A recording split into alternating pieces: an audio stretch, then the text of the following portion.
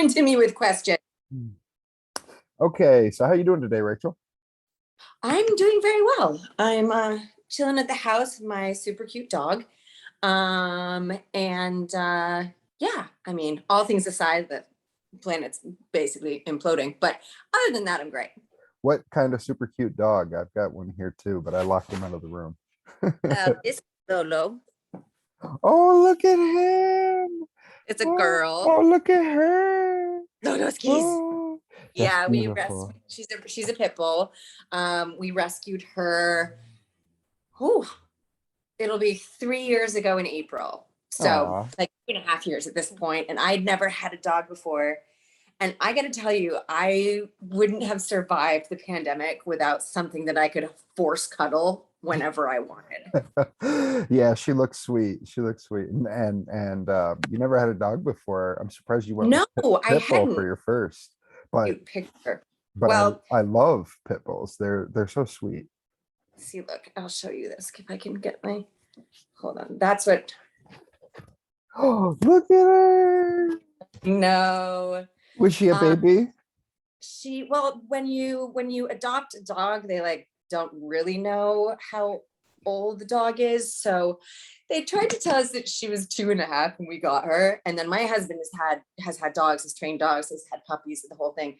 And she was wonderful when we got her home. I mean, she has a very sad story. She was hit by a car and then she was put in a kill shelter. And then this great organization called the Purposeful Rescue found her in the kill shelter. And then they had her hip replaced because it had been mutilated in the car accident. And her foster moms were amazing. And yeah, she was crate trained and she was house trained and all of that. But Michael went, I don't think she's 2.5. I think she's more like 1.5. But Well, um, it's awesome. What'd you say her name was again? okay, so it's her name is Lolo, Lolo. Okay. Because our neighborhood, I met my husband when I was shooting a show called Continuum in Vancouver. And I moved in with him in North Vancouver, and that our sort of neighborhood was called Lower Lonsdale, and we always called it the Lolo. Oh, So that's I the see. name. I see. And and that I was just going to say, and the reason that I know for the first time adopting a rescue pit bull, a good friend of mine, Carmela, Michael and I babysat her rescue pit Blue. And Michael was coming home from work one day and the door opens and it makes beep, beep, beep, makes the noises.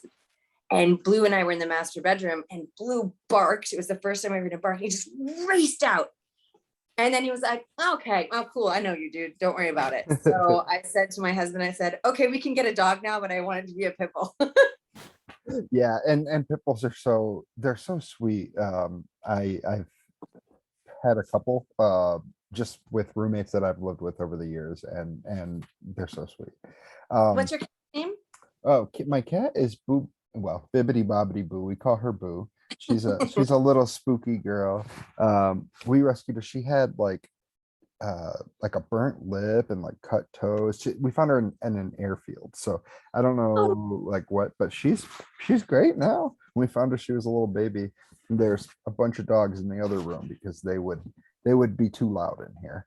A little yeah. long-haired Chihuahua and a couple other. There's an Australian cattle dog out there. So there's a couple dogs. We are very pro animal in this You got a house. got a pet menagerie. I quite like it. Yeah, so I'm going to actually start asking you questions about Demigod instead Wait, of wait, just, wait, wait, wait, wait, wait. We're not talking about my dog the whole time. What? I thought you know, we were I talking could about. I could talk about your dog for 2 hours, but I don't want to keep you all day. So let me start by asking this. When did you film Demigod? Okay, so we filmed Demigod in the fall of 2020. Okay. So it was In the after the pandemic was already way Yeah, in. this was the first job. This was the first job that I took and wanted to be a part of during the pandemic, and it was a discussion that I had with myself and my husband, and obviously my team. I wanted to get back to work, but I also wanted to be safe. And still at that point, we obviously didn't have full vaccinations yet.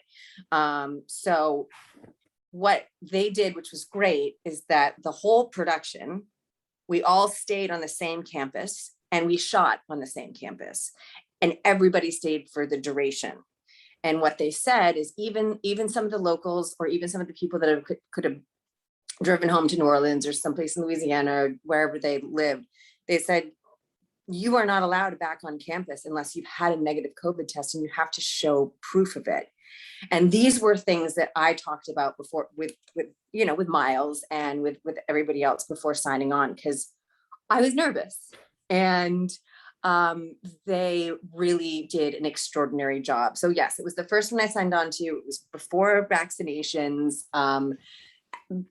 Every production I worked on since then, we get tested 3 times a week. And before, like I'm leaving to go work in Vancouver again on Sunday, and production sends someone to come to my house to give me a test within 48 hours, and I have to have the negative test to show up at the airport. So I'm really glad that I did it. I was nervous, I'm really glad that I went, and that it went so well. Yeah, and it seems like it kind of went off without a hitch. How long were you guys filming there on campus? If memory serves, I think I was there about 5 weeks, maybe 4 weeks. Sorry, you froze a little bit. With making Oh, sure there you that go. everybody was safe. Yeah. Oh, sorry. No, you froze, but you just came back. Oh, okay. So yeah, they were great, like with the testing and with the requirements, and making me feel very comfortable before I arrived. And I had my own like little cabin, which was great. And it was a little deliverancy. I'm not gonna lie. It was like in the middle of nowhere in Mississippi. But at the same time, we did not have one positive COVID test the whole month. That's awesome. Though, other than the COVID aspect, like the film itself is a bit creepy, scary, especially like with some of the press. Without giving any spoilers away, there were certain like prosthetics on some of the actors that you were acting across with. Was it creepy at all for you, like given the fact that you were in this remote location, or was it more like you were, outside of the experience because of the crew and everything that was there? It definitely given the situation, that like my surroundings, like in a little cabin by myself on a lake in the middle of Mississippi, that was definitely a creep factor that was added to it. But all it does is augment the film, right? All it does is make it better, because I wish every movie I shot, we could all stay together, stay on the same campus, shoot on the same campus, because it was really, really interesting to have that idea. And yeah, it was super, super creepy. But at the same time, like I said, it just makes the film better, because yeah, it was weird. I mean, I loved it. And when I was there, and Miles and Lindsay and everybody took great care of me. But yes, those elements, like out in the woods, staying out in the woods, it was definitely part of the creep factor, was definitely there. Yeah, I can only imagine, just from watching the film earlier. Like I really liked the chemistry that you had with certain actors. I can't think of the name of the actor that played Leo, but Johans.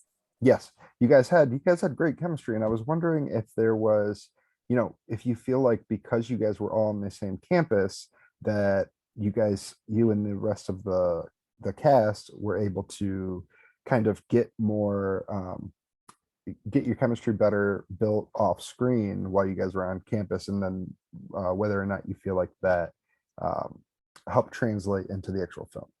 I think it absolutely did. I mean, I met Johans on a Zoom or a FaceTime before we both arrived in Mississippi, as now we do nowadays.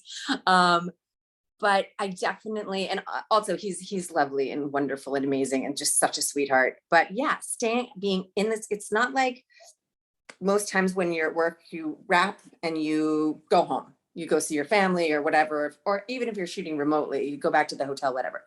We all stayed in this like like you just said, the same campus, and we all spent a ton of time together, because we weren't we weren't leaving. We weren't seeing anybody else. I mean, thank God Joanne's wasn't a big dick, because that would have sucked.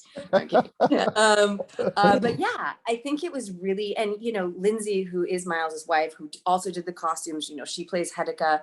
Um, there was we hung out together a lot as a cast and as a crew, and I think that really lended itself well to translation on the screen for sure.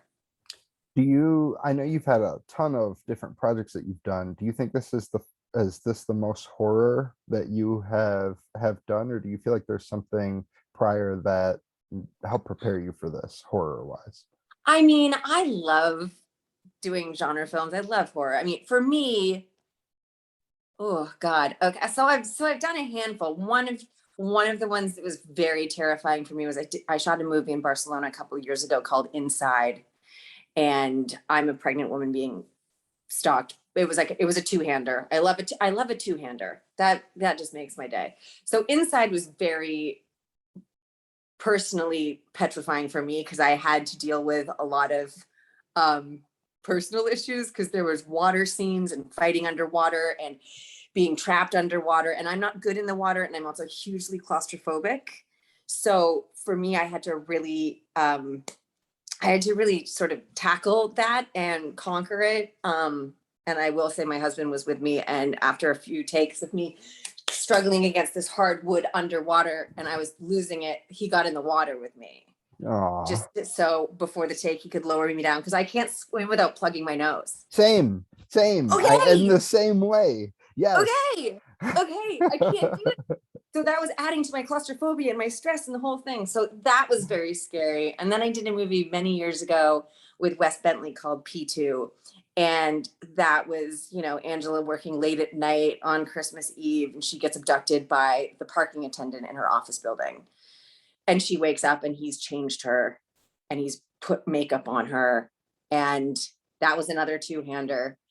So Demigod was slightly different, because it deals more with sort of the supernatural and the lineage and the family history and stuff like that. But I apparently like putting myself in peril. I apparently really enjoy it, because I mean, even years ago, well, not many years ago, but pre-pandemic, I shot a movie directed by John Suits called Pandemic. I was gonna say, I thought that was funny because I had seen that on your IMDb. Yeah. So yeah, apparently I like action and putting myself in peril. Well, I know that speaking of action, you were also you had a big role in Titans, and you were Raven's mom. Is there any part of you that like is a fan of comics and those types of things that you were excited when you got that role, or is that something there once you got the role that was a new world that you had to kind of navigate and explore?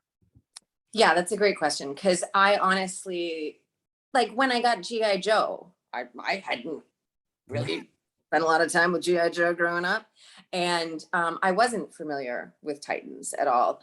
I was stoked to get the role because it was something different for me. I mean, I got to play a mom, and when I arrived, they said, production, they want you to look bad, and I went, okay, cool, but no, really bad, like very little makeup. We're gonna make you look bad. And I said, yeah, that's fine. They were, are you sure? And I said, no. Less time for me in the makeup chair. Awesome. I don't care. I don't need to look hot. If you need to see me hot, go back and watch G.I. Joe. We're good. I'm happy to play a mom. And we were shooting in Toronto, and I ended up in the back of a paparazzi photograph that was of Raven and a bunch of the other castmates, and I'm just in the back, and somebody caught on Twitter, because I wasn't supposed to say that I was shooting the show, because they keep it very secret. Right. And somebody goes, is that Rachel Nichols just walking through the background looking like a homeless person? And I couldn't say, no, I'm actually on the show, but the picture they caught of me, it looks like I'm just randomly in baggy jeans and a shitty jacket walking down the street. That's hilarious. Hilarious. For you had mentioned GI Joe, that obviously must have been a huge thing for your career. Can you talk about that experience? Do you feel like that was that was your biggest move at that point, or do you think that you were already versed from prior productions that made it easier for you with the GI Joe? I think I have to thank J.J. Abrams for a couple of reasons. One, I obviously worked with him on Alias. Two, I was cast as Gala, the green girl in Star Trek, and I got the job. And it's a very small part, but Star Trek. I mean, come on. Right. And JJ Abrams, like Yeah. you just said. Yeah. Come on. You're never gonna go wrong with JJ. Like, he could tell me that he was directing a tampon commercial, and I'd be like, I'm all in. So he called and said, I really need you to dye your hair for this role. I don't want to wig you. And it's this crazy red color. And I was, I don't know, 25, 26 ish. And I had never dyed my hair before, but I also wasn't going to say no to JJ Abrams. So I said yes. So I had my hair dyed. I cried. My mom actually flew out to LA because I was having my hair dyed and I didn't want to do it. But anyway, at least you have hair to dye. I got a lot of it right now. Bald people problems. But go on with your story. So I actually got the initial audition for Scarlett in GI Joe when I was shooting Star Trek.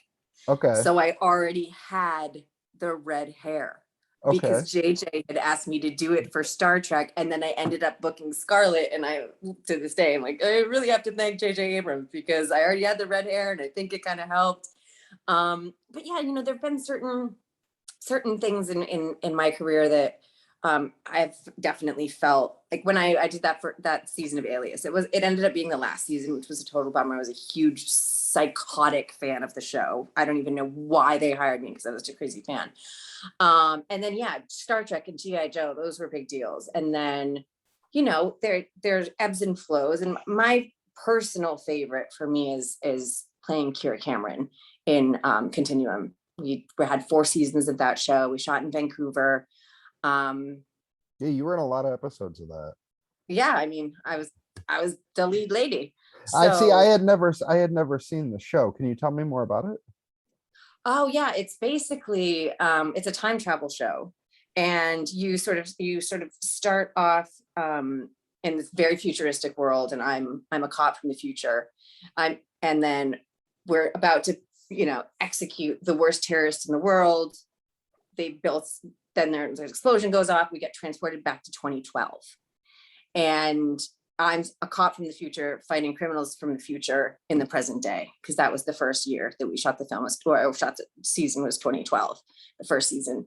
And it was such an adventure because we used tons of cool technology, and I had a super suit, which I really liked. I really liked it the second season when they made it black. I didn't love it so much the first season when it was copper, but I digress. It was just so much fun. And this is one of the reasons I love science fiction and sci-fi stuff, is because if you do it right, the fans will come, they will watch it, they will buy the merch, they will come to conventions. Sci-fi fans are the best. But if you screw it up, they're gonna put your head on a stake and march it through town. So you got to do it right. So dealing with the space-time continuum and 2 versions of me in different times, it was just really exhilarating is the only way I could put it. And I loved it, and I got to play her for 4 years. So that was a big deal. Was it confusing for you with the time travel stuff, or is that something that you were so interested in that you just kind of versed yourself in it and immerse yourself yeah in it? I mean, I've seen all the Back to the Futures many, many, many times. The whole idea of the picture disappearing because he's back in the timeline and his mom, like, I love that stuff. And it's something that we had great writers and creators on that show. It takes intelligent people to understand the space-time continuum and what happens when there are more than one person in the same. I love that stuff. I absolutely love that stuff. And so, yeah. And there was also this element of she's taken from the future and then she's thrown into 2012. I mean, in the future, there are flying cars and flying subways and weird food. And then suddenly she's transported and she doesn't know how to drive. She doesn't understand what this food is. So there was that weird fish out of water element, which I loved because I got to be my awkward, weird self. That's a really cool aspect. I didn't even think about that. Like coming back from the future and then trying to figure out how to use a flip phone. Or Yeah. that Oh makes- yeah, clearly. Like, what is this? How do I use this? There was a scene where I drive a Prius and I'd never driven a Prius before. So I literally got in and I was just trying to, how do I get this thing started? And then there's a button and I was like, oh, this button starts. Oh, okay. Whoop. That's hilarious. That's Yeah. hilarious. Well, I think that it seems like you have a lot of fun with a lot of your projects. Is there anything that's coming up that you want to plug that you're excited about? Well, I mean, aside from Demigod, which you've seen and I haven't, so I'm a little jealous. Oh, you haven't seen it? I haven't Oh, seen it. well, I feel bad now. I'm not going to Don't spoil feel anything bad. Now for I'm just you. going to make my own. I did the things that I have seen. I like what they chose to do with the lenses and the diopter and all these other technological things that I don't understand, but I know that they looked pretty cool.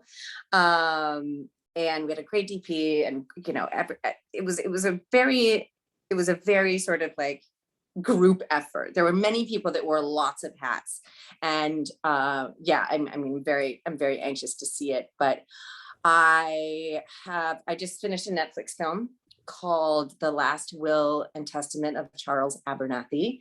And now I'm working on a show, but they haven't announced it yet. And I don't know if I'm allowed to say it, and I don't want ABC to get mad at me. So I can't. Non-disclosure agreements. I totally understand. Yeah, no, I don't want to get you in trouble.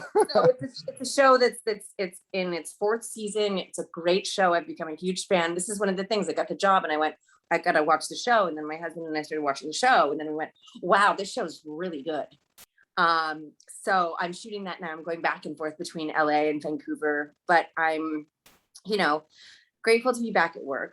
I'm grateful for everybody who's able to be back at work. I'm fully vaccinated, but I'm still I still wear a mask when I walk the dog, and that's outside. And it's just because Me too.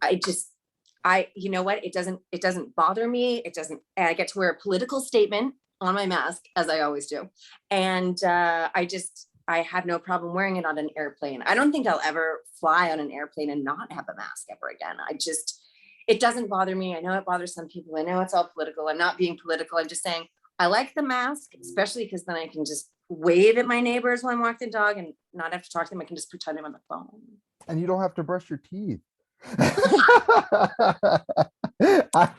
Unless you want to smell your own morning breath. Well, and that's the thing with, like, I wear a mask too. Like lately I've been like going to the grocery store and it's like I'm the only one that wears a mask. But if whenever somebody it's like, well, why are you wearing a mask if you're vaccinated? I'm always like, oh, I got terrible breath. I don't want you to smell it. Like, Ooh, just that's make a a good joke. one. Yeah, I just make a suffer joke from out of it. halitosis. I have halitosis. I'm protecting. Oh my God. May I ask what that flag is in the background? Did you serve in the military? I did not. No, that is actually my father-in-law's. We just moved to Arizona, so we are we came from Ohio to Arizona. We're in the middle of a move, so we are currently at my fiance's parents, and that is her father's father. So I guess her grandfather's. There's a bunch of them over there, and I don't. Oh wow.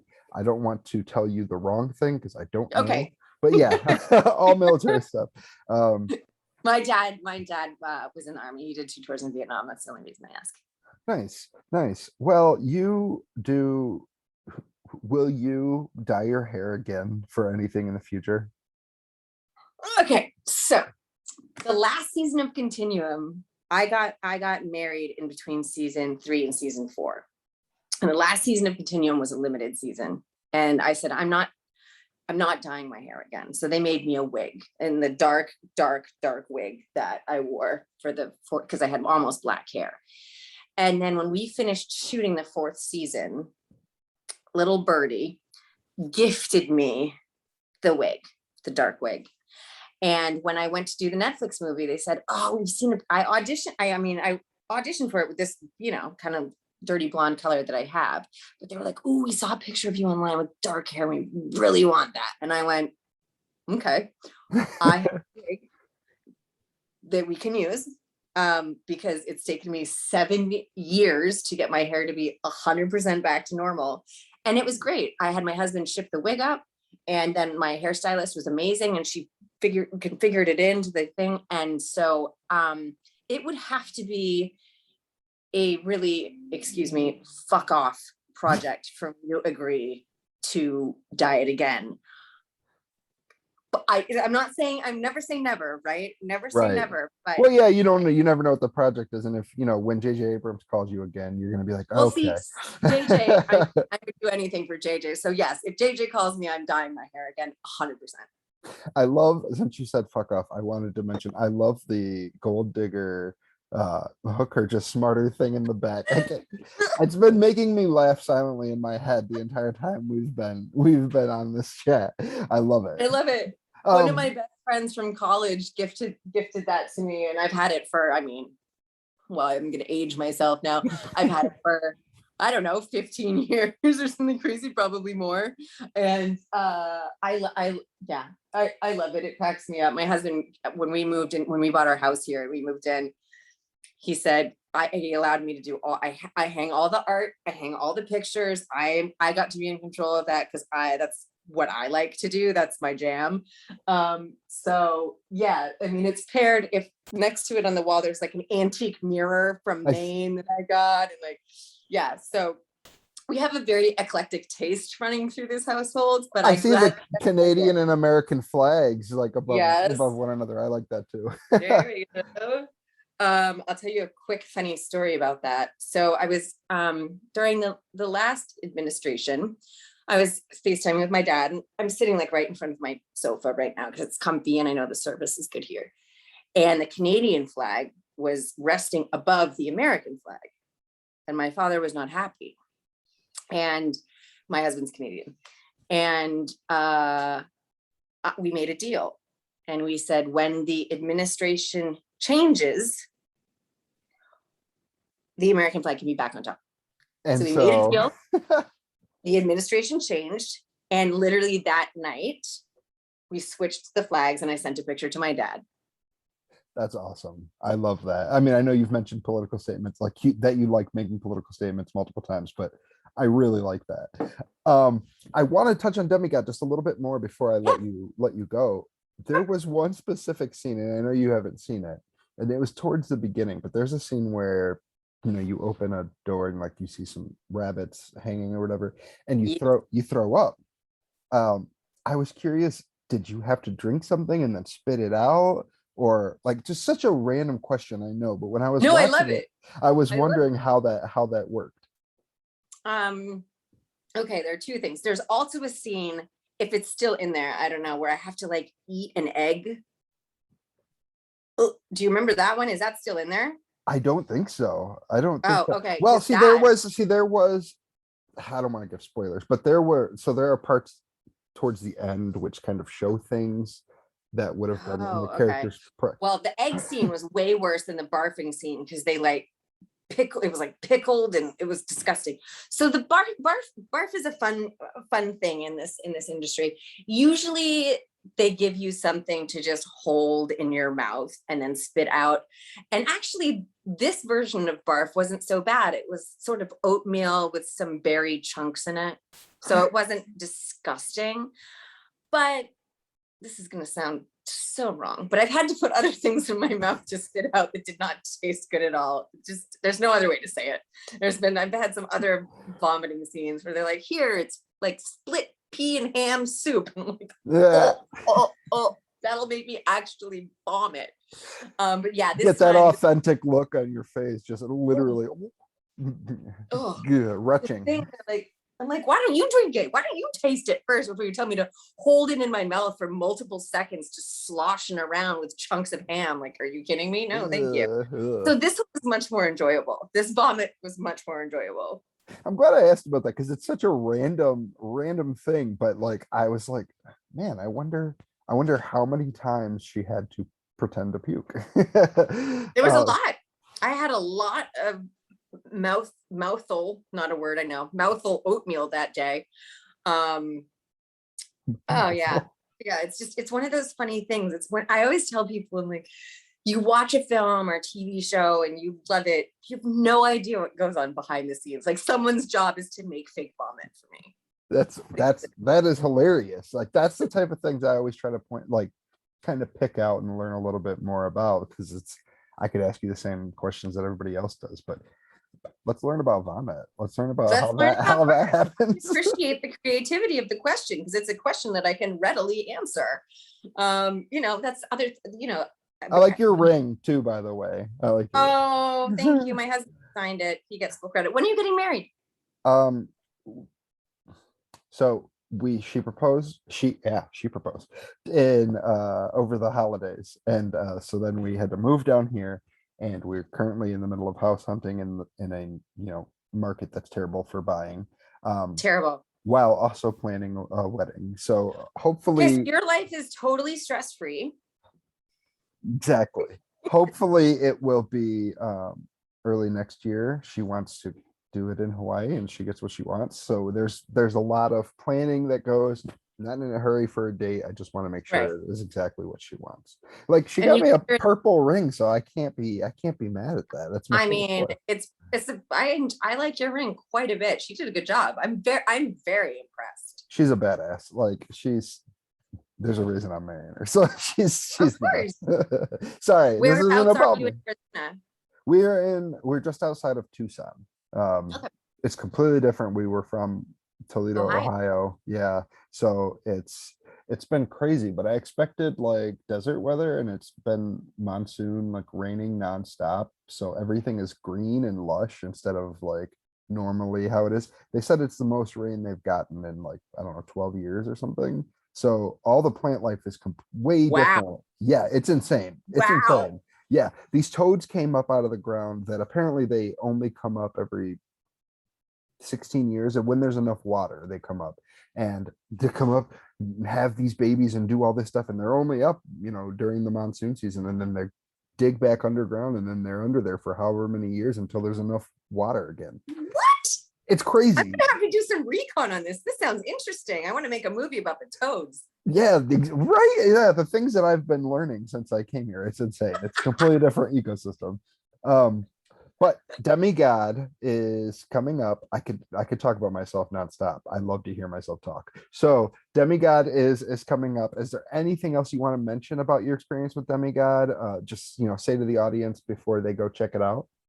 I mean, I think yes, it is a genre film. We all know that. But I think there are other sort of underlying currents to it. There's a question of family and sort of that supernatural element that's a part of it. And I think that there are, like I said, sort of underlying tones, underlying storylines that will interest people who are not huge genre fans, who are not huge horror or thriller fans, who might think, oh no, it's just a scary horror. I think there's a lot more to be said for it than that. I like the facade of it because we get the genre fans who are going to be totally into it and totally love it. But I do think there's more to it than just being that sort of simple, it's a horror movie, it's a thriller. I think there are questions to be asked. I think there's a different sort of depth to it. And aesthetically, from what I've seen, haven't seen the whole movie, thanks, Miles. I think it's just catching to the eye as well, and I think that there's more to it than what meets the eye. And so I would just encourage people to be like, I'm gonna dip into this and see what this is like, because there's just more to it than like a scary horror film.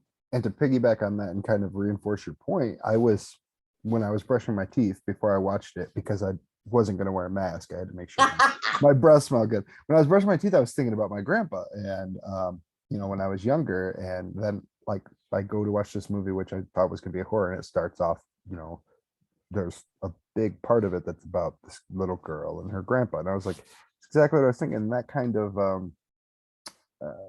grounded the memories that I was already having prior to that. And even though I was watching a horror thriller, it's like you see certain things, certain relationships, there's underlying like storylines in there, make you think about other things than just being in scary woods.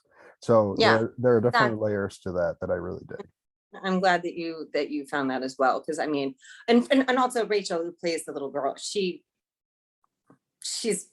I mean, she had to speak German for most of it. And I loved her. She was such a sweetheart. Her mom was such a sweetheart.